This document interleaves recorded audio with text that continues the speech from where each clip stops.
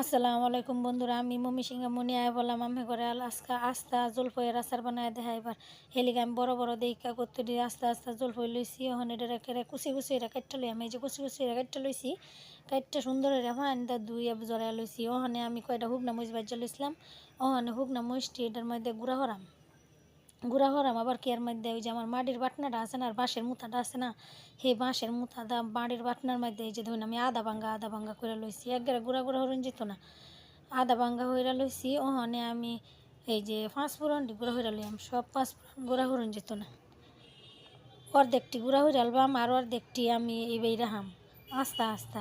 ওখানে এই যে আমি আবার বাটনাত ফেলায় গুঁড়া হরতাছি, আদা ভাঙ্গা হইরা গুঁড়া হরাম একেবারে ফিনিশ করেন যেত না, ফিনিশ করে লইলে একেবারে মিশে উঠবো, আর এটা আস্তে আস্তে থাকলে জালে জালে গন্ধ বার হইব। ওখানে এই যে দেখুন আমি কিরম হইরা গুঁড়া হইরা লইলাম। আচ্ছা, ওখানে গুঁড়া হইরা লইছি, এই যে 3 ভাগে ভাগ করছি।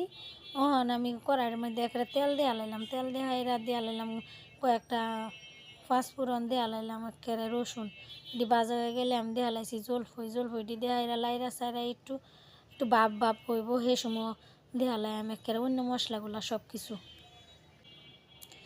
ওখানে যে তেল দেখুন কিরম ছিটছে দেখালছি, একটু ভিনেগার দেখালছি, একটু শুকনা মরিচের গুঁড়া আবার দেখা লাইলাম, একটু ওই যে পাঁচফোড়নের গুঁড়া পাঁচফোড়ন। ওখানে এটা রেখে লাইরা সাইরা শুকাইলাম যাতে ফাইন না থাকে, আলাদা দেখালছি একটু লবণ,